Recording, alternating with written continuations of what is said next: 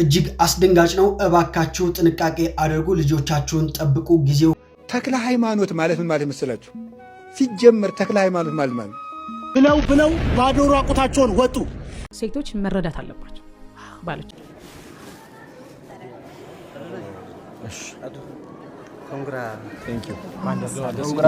ሰላም ውድ ቤተሰቦቼ እንዴት ናችሁ? እኔ ያለው እግዚአብሔር ይመስገን። ዛሬ ወቅታዊ አስተማሪ የሆኑ ቪዲዮዎችን ይዤላችሁ ቀርቤያለሁና አብራችሁ ቆይታ በማድረግ አትርፏቸው።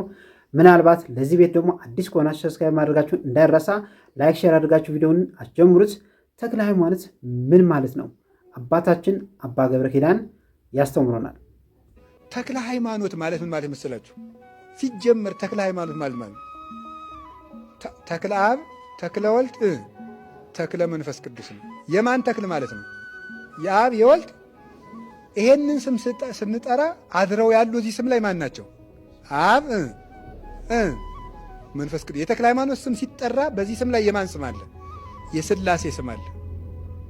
ስለዚህ ምድሩን ይባርካል። ምድር ላይ ከተበረከ ምድር፣ ውሃው ላይ ከተነበበ ውሃው፣ ቤት ውስጥ ከተነበበ ቤቱን ይባርካል። የተክለ ሃይማኖት ስም የእግዚአብሔርን ስም የተሸከመ ስም ነው። ይህ ስም በተጠራበት እርግጠኛ ነኝ መፍትሄ ስራይ ምናምንትስ አትልፉ። ይህ እንትን ምናምን ከጠንቋይ አትሂዱ። ፍትልክ ብላችሁ ጸልዩ። የአባታችን ተክል ስታነቡት እንዲያው ልንገራችሁ፣ ዝም ብላችሁ ታዝቡ። ኢየሱስ ክርስቶስ የሚለውን ስም እንደ ተክለ ሃይማኖት ያከበረ ሰው አይቻለው። በደንብ ነው ያከበሩት። እንዲያው ምንድን ነው ያሉት እኮ ኦ እግዚእ ኢየሱስ ክርስቶስ ሃይማኖቴኒ አንተ ምግባሬኒ አንተ። ጌታዬ ኢየሱስ ክርስቶስ ወይ እምነቴም አንተ ነህ፣ በጎ ሥራዬም ማነህ አሉ። አንተ ነህ፣ እኔ አይደለሁም አሉ። እምነቴም አንተ ነህ፣ በጎ ሥራዬም አንተ ነህ። እንደ አባ ተክለ ሃይማኖት አቡነ ጌታችን ኢየሱስ ክርስቶስ የሚለውን ስም የጠራል የለም። ሙት አገኙ፣ አልዓዛርን ያስነሳው ጌታ ኢየሱስ ክርስቶስ ነው፣ አንሳው። ውሃውን ጠጅ ያደረከው ጌታ ኢየሱስ ክርስቶስ ነው፣ ውሃ ስጥ። በጌታዬ በኢየሱስ ክርስቶስ ስም አንተ ጋኔን ውጣ። የክርስቶስን ስም ተሸክመው የዞሩ አባት ናቸው እና የተክለ ሃይማኖትን ገርል ብታነቡ፣ እቤታችሁ ብታነቡ፣ እያንዳንዳችሁ ሁላችሁ ብታነቡት በረከት ታገኛላችሁ። ከዛሬ ጀምራችሁ ማለት ነው። ከዛሬ ጀምራችሁ አንብቡት። ለእኛ ለወላጆች የሚሆኑ ሁለት ቪዲዮዎችን ይዤላችሁ ቀርቤያለሁ። ማስጠንቀቂያ ናቸውና ያንን ሰምተን ተግባር እንድናደርግ ዘንድ በማክበር እጠይቃለሁ። በለጋ ዕድሜያቸው ስልክ የሚይዙ ታዳጊዎች ላይ ከመጠን በላይ ውፍረት፣ ድብርትና እንቅልፍ ማጣት የማጋጠም እድሉ ከፍተኛ ነው ሲል ከ10 ሺህ በላይ በሚሆኑ የ12 ዓመት ህጻናት ላይ የተደረገ ጥናት አመላክቷል። ሄሮዳይ ንጉሴ እድሜያቸው ከ21 ዓመት በታች በሆኑ 10 ሺህ ህጻናት ላይ በተደረገ ጥናት በለጋ እድሜያቸው ለስክሪን የተጋለጡ ህጻናት ስሜታቸውን የመቆጣጠር አቅማቸው እንደሚቀንስ፣ ራስን የማጥፋት ሀሳብ እንደሚያጋጥማቸው፣ ለነገሮች ግድ የለሽ እንደሚሆኑና ከተፈጥሮ ጋር ያላቸው ዝምድና እንደሚቀንስ በፔዲያትሪክ ጆርናል ላይ የታተመው የጥናት ውጤት አመላክቷል። የእንቅልፍ ማጣትም በማህበራዊ ሚዲያዎችና በስክሪን መጋለጦች ምክንያት ህጻናት ላይ የሚከሰት ችግር ነው። የጥናቱ ባለቤትና የህጻናትና ታዳጊዎች የስነ አእምሮ ባለሙያ የሆኑት ዶክተር ሬን ባርዝሊ አብዛኞቹ ባለሙያዎች ወላጆች ለልጆቻቸው የመጀመሪያውን ስማርት ስልኮች ሲሰጡ ዘግይተው መሆን እንዳለበት ይስማማሉ። ያ ካልሆነ ግን የልጆች ጤና አደጋ ላይ ሊሆን ስለሚችል ሲሉ አብራርተዋል። ታዲያ ወላጆች በለጋ ዕድሜ ላሉ ልጆቻቸው ስማርት ስልኮችን ከመስጠት ይልቅ በሰዓት አማራጮች የመጡ ስልኮችን ቢሰጧቸው፣ ስፖርታዊ እንቅስቃሴዎችና ቤተሰባዊ ወጎችን እንዲያደርጉ በማበረታታት ልጆች ከመተኛታቸው በፊት ከስክሪን እንዲርቁ በማድረግ ልጆቻቸውን ከጤናና ስነ ልቦናዊ ችግሮች መጠበቅ እንደሚችሉ ባለሙያዎች ያብራራሉ። እጅግ አስደንጋጭ ነው። እባካችሁ ጥንቃቄ አድርጉ፣ ልጆቻችሁን ጠብቁ። ጊዜው ከፍቷል። ህፃን ልጅን እንግዲህ በቆራሌው ማዳበሪያ ውስጥ ደብቀው ለማሳለፍ ሲሞክር የነበረ ግለሰብን በቁጥጥር ስር መዋሉ ተከትሎ ድርጊቱ እጅግ በርካቶችን አስደንግጧል። ግለሰቡ በፎቶ ላይ እንደምትመለከቱት ታዲያ ጨቅላ ህፃን ልጅን በቆራሌው የዘር ማዳበሪያ ማሰባሰቢያ ቦርሳ ውስጥ ደብቆ በማስገባትም ለማምለጥ ሲሞክር በንቁ ማህበረሰብ ጥቆማ በፖሊስ ቁጥጥር ስር መዋሉ ተሰምቷል። በቆራሌው ስም ለሚንቀሳቀሱ አካላት ልዩ ትኩረት እንዲሰጥና እንዲሁም ደግሞ አጠራጣሪ የሆኑ እንቅስቃሴ ስትመለከቱ በፍጥነት ለፖሊስ ጥቆማ እንዲሰጡ እንግዲህ ጥሪ ቀርቧል። እናንተስ በዚህ ጉዳይ ምን ትላላችሁ? ሀሳባችሁን አጋሩ። ሀሳባችሁን ኮሜንት ላይ አጋሩን። እንግዲህ ሰሞኑ ከነበሩ ወቅታዊ ጉዳዮች መካከል አንዱ የቲክታክ አዋርድ ነው። ብለው ባዶ ራቁታቸውን ወጡ። በጣም ነው ማዝ ነው። እንደዚህ አይነት ኮንፊደንስ ከተባለ ባናቴ ይውጣ። ኢትዮጵያን በጠቅላላ ለልጆች የምታስብ ከሆነ ለትውልድ የምታስብ ከሆነ እንደዚህ አይነት ጋጠወጥ ሰዎችን በአጭሩ ማንቃወም ከሆነ ነገ ዋጋ ያስከፍለናል። እንደዚች አይነት እርቃኗን የወጣች ሴት ነገ በፓንትና በጡት ማስያዣ መውጣታቸው ስለማይቀር ዛሬ ላይ በአጭሩ እንቅጫቸው እላለሁ። ኢትዮ ቲክቶክ አዋርድ የምትባል ድርጅት እጅግ አሳፋሪ ድርጅት ነው። ቴሌቪዥን ላይ ህፃናት እንደሚመለከቱት እያወቅ እንደዚህ አይነት ጋጠወጥ ሰዎችን በቴሌቪዥን ማቅረብ ልትከሰስ ልትቀጣ ይገባል። በትክክል ያው በህግ ደረጃም ይሄ ነገር መታየት አለበት። ምክንያቱም እርቃንን በህዝብ ፊት መውጣት ህግ የሚፈቅደው አይመስልም የሀገሪቱ ህግ። እናም በዛም ጉዳይም አዘጋጁ መጠየቅ አለበት ብዬ አስባለሁ። ለምን ቢባል እንደዛ ለብሰው ሲመጡ ያንን ነገር ማዳመቅ በቪዲዮ ማስተላለፍ በራሱ አግባብ ስላልሆነ ይህን ነገር ቢያንስ እንኳን እነሱ ለብሰው ሲመጡ መቆጣጠር የሚችል አካል ስለሆነ ማለት ነው። አንድ ወንድማችን ደግሞ አለ። ያው ስሙን ለመጥራት ይከብደኛል። ምክንያቱም ያ ስም አዶናይ የሚል ስም ለእግዚአብሔር ብቻ የሚሰጥ ስም ስለሆነ ለሰዎች የሚሰጥ ስም ስላልሆነ ማለት ነው። ካለማወቃችን የተነሳ ያው ልጆች በማይመጥናቸው ስም ሲጠሩ እንሰማለን እና ያ ነገር ልክ አይደለም። አዶናይ የእግዚአብሔር ብቻ ስም ነው። አማኑኤልም የእግዚአብሔር ብቻ ስም ነው። መልካም ሰው መልካም ነገር ሲሰራ እኮ ስሙ ሲጠራ ያው እንትን ላይ ያደርገን ይችላል። ጉለቱ ችግሩ ላይታየን ይችላል። ነገር ግን ያ ሰው መጥፎ ነገር ሲሰራ ደግሞ በምን አይነት ስም ነው እየተጠራ ያለው ከባድ ነገር ይሆናል ማለት። እናም አንድ ቤተ መቅደስ ውስጥ ገብቶ አክሱም ጽዮን ማርያም ይመስለኛል የሆነው ነገር ብዙዎቻችሁ አይታችሁታል። በኮመንትም ትዝብታችሁን እንድታስቀምጡልኝ ዘንድ መቃወማችሁን እንድታስቀምጡልኝ ዘንድ በትህትና ኦርቶዶክሳውያን እጠይቃለሁ።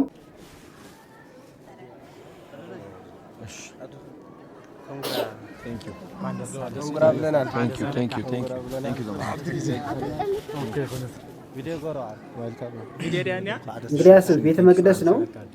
ቤተ መቅደስ እንደዚህ ነገር አይፈቀድም፣ ፈጽሞ አይፈቀድም። ያው እሱ እኮ ቤተ መቅደስ ነው እያለ ነው ያለውና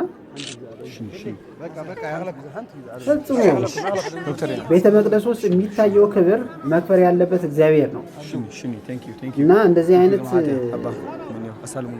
ስጋዊ አካሄድ ቤተ መቅደሱ ፈጽሞ የሚፈቀድ አይደለም እና እንደዚህ ያደርጉ ሰዎች እንዲያው ንስሐ ቢገቡበት።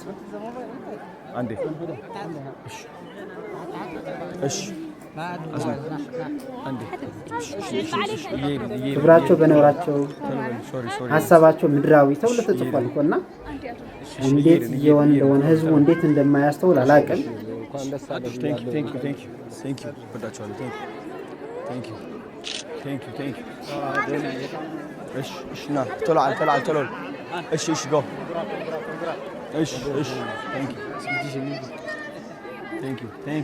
ተነሱ ተለብሎ የሚልም ሰው አለ። ላሉ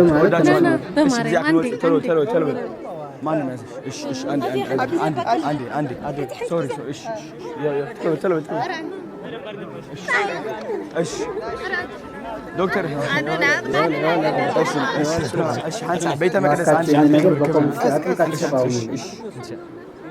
በጣም አሳፋሪ ነገር ነው።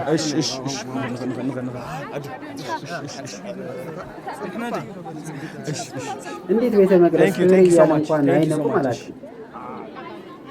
አመሰግናለሁ። እየተንቀሳቀሰ ነው።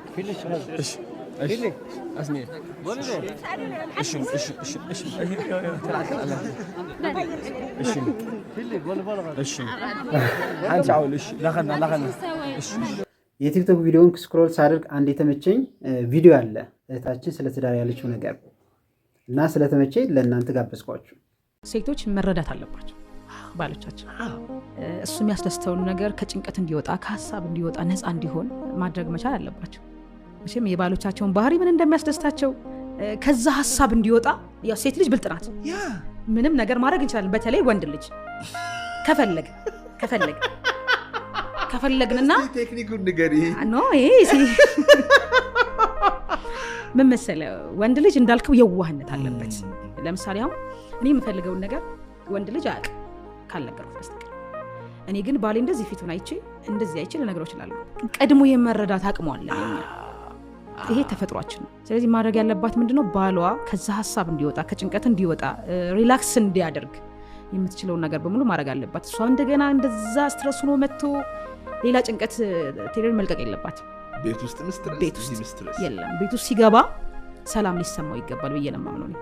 በቃ ጭንቀቱ በሙሉ ምንም ሊያሳልፍ ይችላል ውጭ ላይ ውሎን እሱ ነው የሚያውቀው።